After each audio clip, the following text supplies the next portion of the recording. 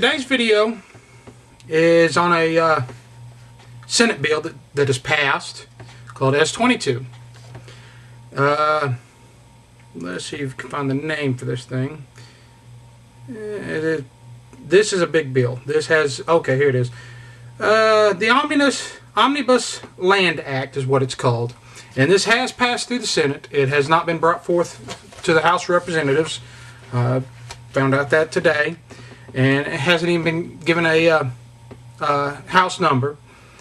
But this is basically a land act, that bill that's going through, and it contains some things that are go against your Second Amendment rights and affect hunters, which affects me doubly because not only am I a gun owner, but I also love to hunt. And this is a very big bill, almost 1,300 pages, and I'm just going to go through a few sections here. I will state that my information here comes from the Gun Owners of America Association, and I just want to let you know about that. And you know, trying to do research on this on my own was, you know, like I said, this is a 1,300 page bill. I'd still be reading on it if I was doing it on my own. So I'm going with their information. It's very good, very thorough.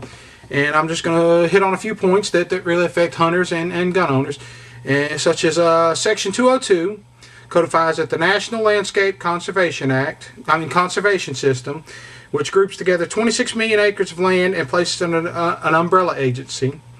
The NLCS was created by the Clinton administration and run administratively since this time. Well, S-22 wants to make this permanently, and basically it's, from what I can tell, it's putting all this land under the National Park Service, which does not allow hunting and does not allow guns, which is how it affects us. Most of this land is being brought forth from the Forest Service and the Bureau of Land Management. Both are organizations under the federal government that just allowed hunting on most of their land, and also most of the land, it also just went by local and state laws on the carrying of firearms onto their land. Okay, Section 5204 of the bill establishes the Washington-Rochambeau route as a historical trail. And I haven't found out much about this trail. I know it goes through most of a lot of the East Coast, from Rhode Island to Yorktown, Virginia. It's about 650 miles long. The problem with this is under this, that would also make gun possession, you know, on this land illegal. And the major problem with this is it goes mostly through Interstate 95 and US Route 1. That means you could be driving along on these roads, pulled over, spotted with a gun, automatically you're a felon.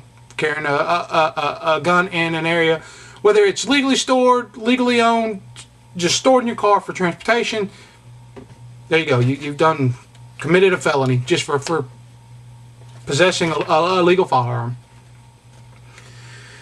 Okay, Section 5301 authorizes the federal government to buy private land adjacent to national parks and trails. Such land would be controlled by the NPS and thus subject to the agency's anti-gun regulations. So there you go. Now the federal government's going to use your money, your tax-paying dollars, to buy land to make it unavailable for gun owners to go on with a firearm and to hunt.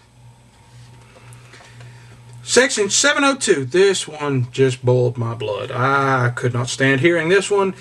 Makes the birthplace of William Jefferson Clinton a National Historic Site. Now you tell me what that man has done to deserve to have his birthplace considered a National Historic Site. Now, some good news with this bill. Well, good and bad. Representative Bob Bishop of Utah has indicated that he wants to at least have the opportunity to offer an amendment to ensure that the Second Amendment rights of all Americans are protected. Good job for him. However, right now it looks as though the anti-gun House leadership will refuse to allow any amendments to the bill in order to ensure that it goes straight to President Obama's desk. I wonder why they're going to do that. They want it passed. They want to take our rights. They want to limit our hunting. Some more proof that Obama does not care for gun owners and does not care for the gun owners' rights. Well, here again, just letting you know about it. You know, if you're able to, contact your representatives, contact Congress, write them letters, call them, do whatever you got to make sure that this is stopped. This is just horrible. To limit more land where we cannot carry a gun and where we cannot hunt, that just is a slap in the face to me. And I cannot stand this. Well, y'all take it easy.